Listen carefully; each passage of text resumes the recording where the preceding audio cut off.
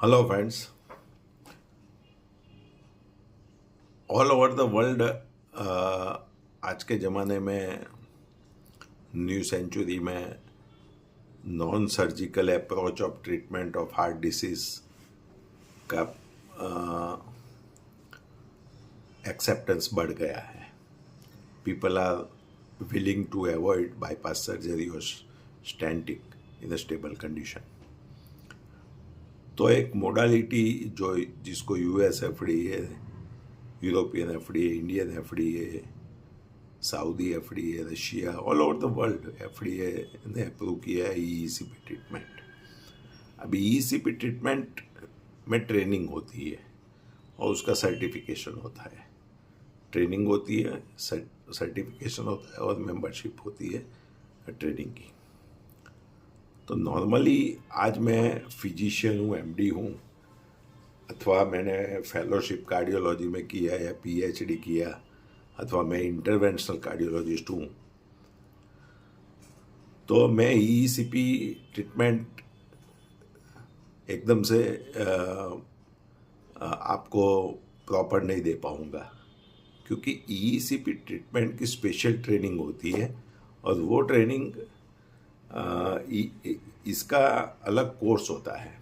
आज मैं आपको बोलूँ कि अहमदाबाद में एक इन्वेसिव कार्डियोलॉजिस्ट है जिसने ईईसीपी मशीन बसाया है।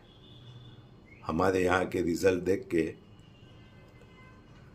उसने देखा कि पेशेंट्स को इम्प्रूवमेंट ज़बरदस्त मिल रहा है, तो उसने मशीन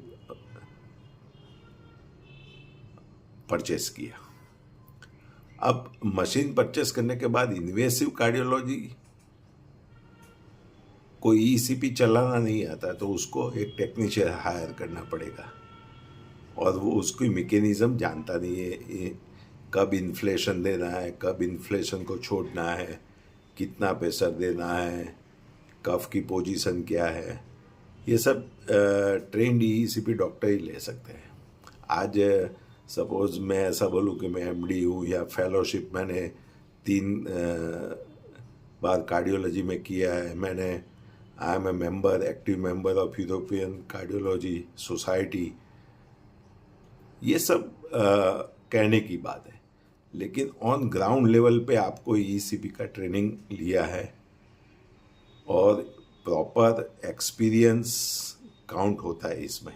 कितने साल आपने ईसीपी दिया, कौन से फैक्टर्स आप ईसीपी देने के लिए कंसिडर करते हैं, वो बहुत ज़रूरी होता है। अकेला डिग्री का इम्पोर्टेंस नहीं है। Training of ECP is a different.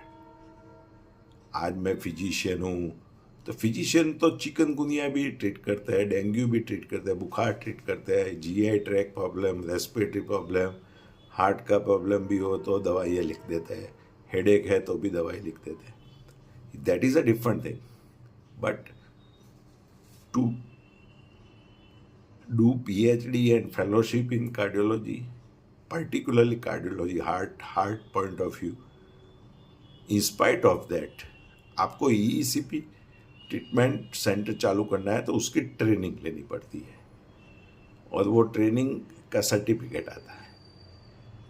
तो आप, कई डॉक्टर्स ऐसे बोलते हैं कि मेरे पास मैं फिजिशियन हूँ, एमडी हूँ, या मैं ऐसा बोल सकता हूँ कि मैं I am a fellowship holder and active member of European cardiology society after clearing my medicine bachelorship. तो ये सब एक मन बहलाने की बात है।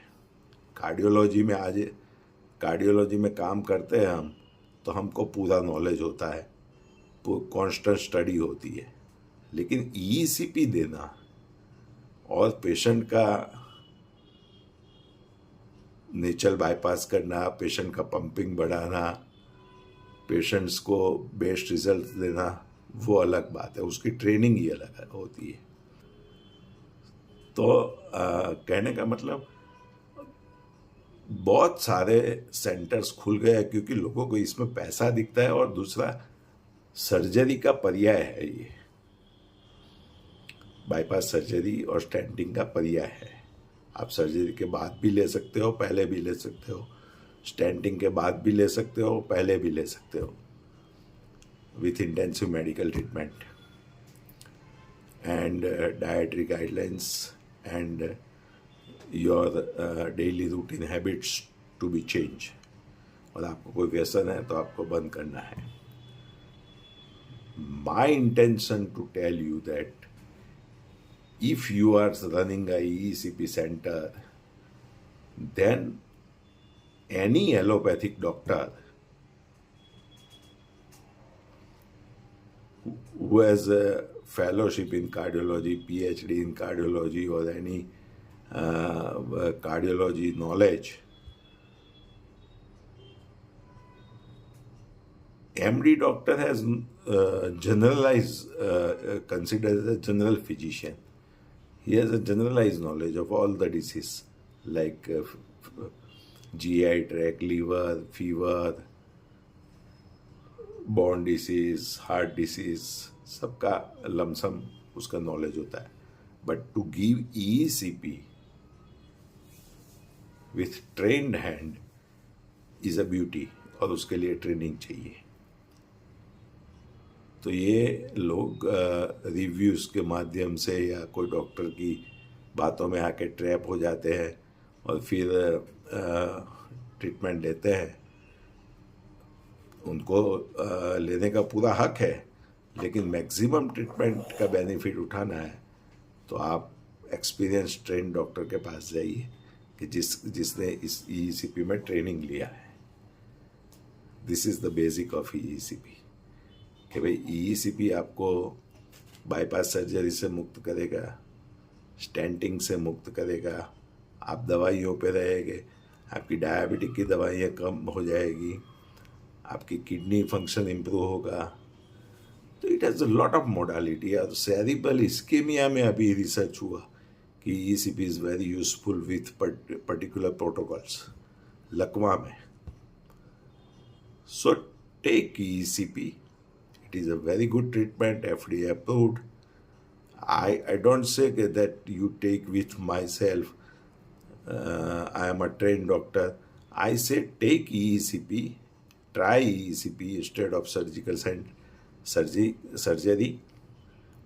and you can take anywhere. ECP you can take anywhere and get difference that how you get benefited. If you get ECP at untrained doctor, particularly in ECP, then you are not going to get good benefit. If you get ECP at trained doctor, you are getting best benefit. So it is a matter of training in ECP. Second thing, some people who was for financial sake of point of view has developed centers of ECP, and they are giving ECP in 50,000, 35 sessions, yeah, 40 sessions. This is rubbish because they have no knowledge.